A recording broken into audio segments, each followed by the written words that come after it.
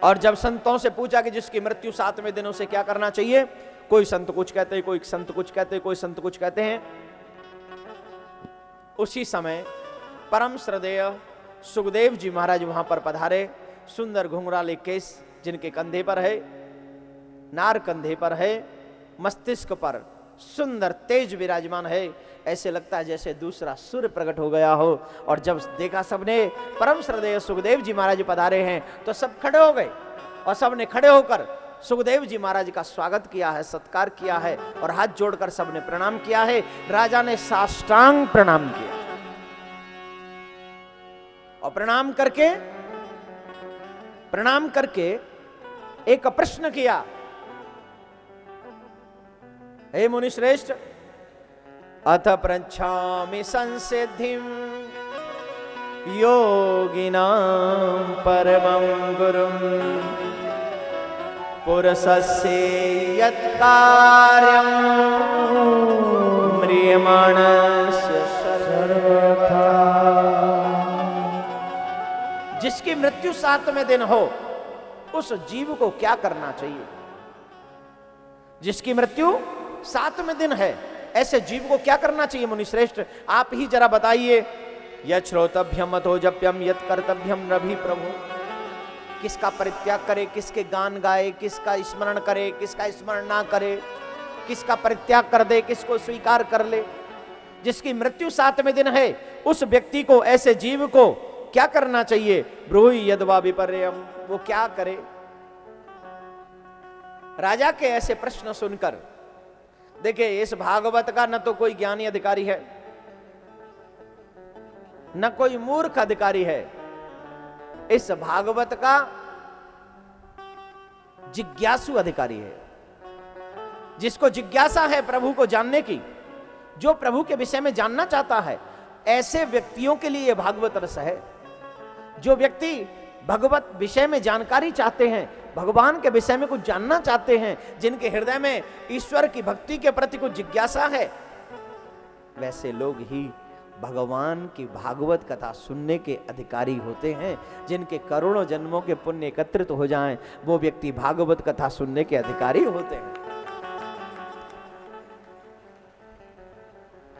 एवमाभासितं पृष्ठ सराज्ञास लक्षणाया गिरा यद्भासित धर्मज्ञो भगवान वादरायणी।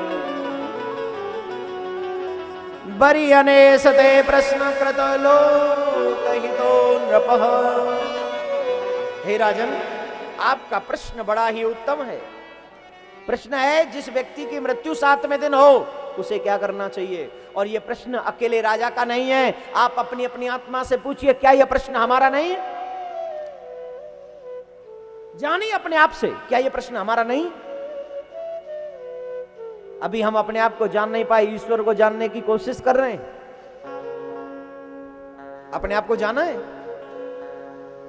आए हैं कहां से, जाएंगे कहां? ए बंदे तू बता दे, तेरी मंजिल है कहां से आए, कहां जाएंगे, मंजिल क्या है? कुछ मालूम है? नहीं मालूम। नहीं मालूम तो कुछ तो मालूम करना पड़ेगा। अपने आप को पहचानते हुए अपने प्रति जिज्ञासा बनाओ, फिर गोविंद को पहचानने के लिए गोविंद के प्रति जिज्ञासा बनाओ, और फिर प्रश्न हो कि जिसकी मृत्यु निश्चित है उसे क्या करना चाहिए। और मृत्यु तो सबकी सत्य है। मृत्यु प्राणी नाम ध्रुव, ध्रुव सत्य है मृत्यु। जिसने जन्म लिया उसे मरना पड़ेगा।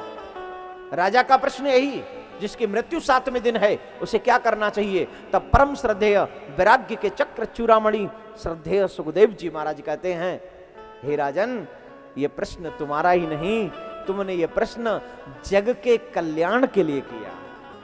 ये पूरे भारतवासियों के लिए नहीं, मानव जाति के लिए प्रश्न है। और जो ये प्रश्न है बड़ा ही उत्तम है, जन कल्याण के लिए है, जग कल्याण के लिए। तब मेरे प्रभु श्रद्धेय सुखदेव जी महाराज इस कहते हैं कि राजन, जिसकी मृत्यु निश्चित है उसको भगवान के चरणों में सच्ची श्रद्धा के साथ श्रीमद् भागवत कथा का श्रवण करना चाहिए।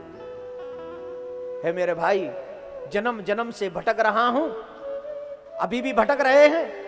जब से सृष्टि का सृजन हुआ है तब से हम और आप इस संसार में नाना प्रकार की योनियों में जन्म ले लेकर नाना प्रकार के कष्ट भोग रहे।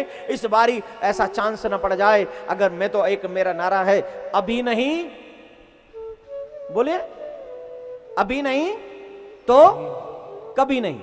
अगर अब की बार भी ये चांस मिस कर दिया, अगर अब की बार भी हमने भगवान की भक्ति नहीं करी, इस बार भी अगर हम लोग भगवान की भागवत सुनने से चूक गए, तो अभी नहीं तो कभी नहीं।